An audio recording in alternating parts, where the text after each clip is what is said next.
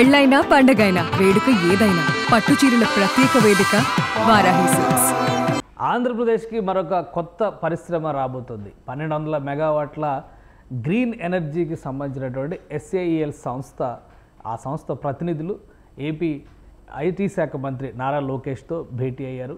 1200 మెగావాట్ల ఉత్పత్తి సామర్థ్యం ఉన్నటువంటి సౌర విద్యుత్ ప్లాంట్లని ఆంధ్రప్రదేశ్లో ఈ సంస్థ ఏర్పాటు చేయాలనేటువంటి ఆలోచనతో ముందుకు వస్తుంది. దీనికి సంబంధించినటువంటి సారాంశాన్ని నారా లోకేష్ ట్వీట్ చేశారు. ఈరోజు పలువురు ఇండస్ట్రియలిస్టులతో ఆయన భేటీ అయ్యారు. అందులో కీలకమైంది SAEL సంస్థ. ఈ SAEL సంస్థ ఏంటి, దీని నుంచి ఆంధ్రప్రదేశ్కి కలిగేటువంటి ప్రయోజనాలు ఏంటి, లోకేష్ ఏం చెప్పారో ఒకసారి చూద్దాం. లోకేష్ ట్వీట్లో పేర్కొన్నటువంటి అంశం ప్రకారం చూస్తే కూడా ఇందులో ఒక క్లారిటీ ఇచ్చారు లోకేష్. ఎందుకంటే రాబోయేటువంటి రోజుల్లో గ్రీన్ ఎనర్జీకి ప్రత్యేకమైనటువంటి ప్రాధాన్యం ఉంటుంది. అలానే ఆంధ్రప్రదేశ్ ప్రభుత్వం కూడా కొత్తగా గ్రీన్ ఎనర్జీ పాలసీని తీసుకొచ్చింది. ఈ పాలసీ ప్రకారం అనేక సంస్థలు ఆంధ్రప్రదేశ్లో పెట్టుబడులు పెట్టేందుకు సంసిద్ధంగా ఉన్నాయి. అందులో ముఖ్యమైనటువంటివి టాటా సంస్థకు సంబంధించినటువంటి కంపెనీలు కూడా ఇన్వెస్ట్మెంట్స్ చేయబోతున్నాయి. అలానే రిలయన్స్ గ్రూప్ నుంచి పెద్ద ఎత్తున ఇన్వెస్ట్మెంట్స్ రాబోతున్నాయి. సో ఈ నేపథ్యంలో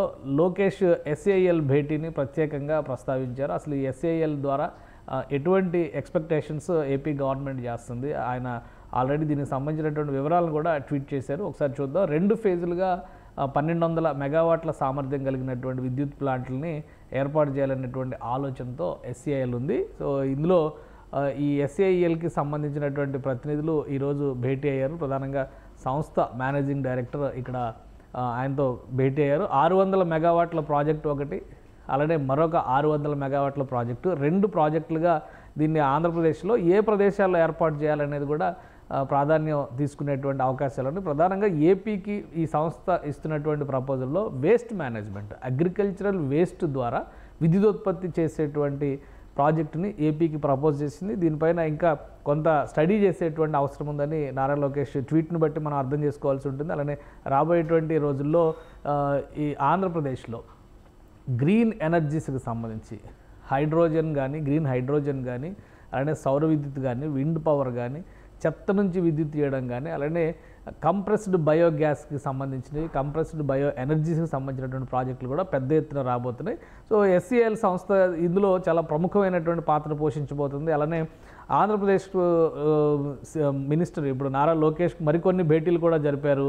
ఇక్కడ చూస్తే కనుక ఆయన ట్వీట్లో NDB బ్యాంకుకి సంబంధించి, నార్ ఫండ్కి సంబంధించినటువంటి ప్రతినిధులతో ఈరోజు వరుస భేటీలు జరిగినట్టుగా ఆయన ట్వీట్ చేశారు. సో ఇది ట్వీట్స్ పరంగా చూస్తే ఆయన భేటీల సారాంశం. అయితే ఏ విధంగా ఆంధ్రప్రదేశ్కి ఈ SAEL సంస్థ ఎనర్జీ కాబోతుంది, sustainable and affordable energy for life, SAEL అనేటువంటి దాని అబ్రివేషన్ పూర్తి పేరు చూస్తే కనుక sustainable and affordable energy for life. ఇది ఢిల్లీ బేస్డ్ కంపెనీ.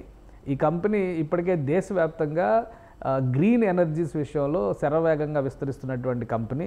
అలానే ఈ కంపెనీకి ఉన్నటువంటి ఇతర ప్రత్యేకతలు చూస్తే కనుక ఫారిన్ కొలాబరేషన్స్తో కూడా ఈ సంస్థ అనేక ఉత్పాదక ప్లాంట్లని దేశంలోనే ఏర్పాటు చేస్తుంది.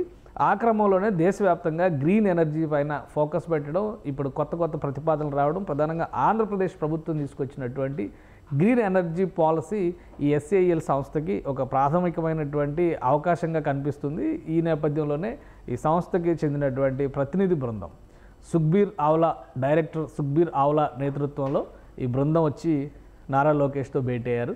ఇది ప్రిలిమినరీ డిస్కషన్స్ కింద మనం అర్థం చేసుకోవాల్సి ఉంటుంది. కానీ 1200 మెగావాట్ల సామర్థ్యం ఉన్నటువంటి ప్లాంట్ పెట్టాలనేటువంటి విషయంలో, ప్లాంట్లు ఏర్పాటు చేయాలనేటువంటి విషయంలో మాత్రం ఒక అండర్స్టాండింగ్ వచ్చింది. బెస్ట్ ఎన్విరాన్మెంటల్ ఫ్రెండ్లీ పాలసీస్ని కనుక రాష్ట్ర ప్రభుత్వం ఆఫర్ చేస్తే అతి త్వరలోనే ఈ సంస్థ యాక్టివిటీని మొదలుపెట్టబోతుంది, ప్రధానంగా గ్రామీణ ప్రాంతాల్లో. ఎందుకంటే అగ్రికల్చరల్ వేస్టేజ్ ద్వారా విద్యుత్ ఉత్పత్తి చేసేటువంటి ప్లాంట్లు కాబట్టి గ్రామీణ ప్రాంతంలో ఎక్కువ అవకాశాలు కలిగి ఇన్వెస్ట్మెంట్స్ పెరుగుతాయి. అలానే అక్కడ ఎనర్జీ సొల్యూషన్ వస్తుంది. స్థానికంగా వేస్ట్ మేనేజ్మెంట్లో కూడా ఆంధ్రప్రదేశ్కి దీనివల్ల ఎక్కువ ప్రయోజనం కలుగుతుందని రాష్ట్ర ప్రభుత్వం భావిస్తుంది. ఇందులో కూడా ప్రభుత్వం తీసుకొచ్చినటువంటి గ్రీన్ ఎనర్జీ పాలసీ వల్లనే ఈ అంశాలన్నీ కూడా సాకారం అయ్యే అవకాశం ఉంటుందనేటువంటి సంకేతాలని నారా లోకేష్ ట్వీట్ ద్వారా అర్థం చేసుకోవచ్చు.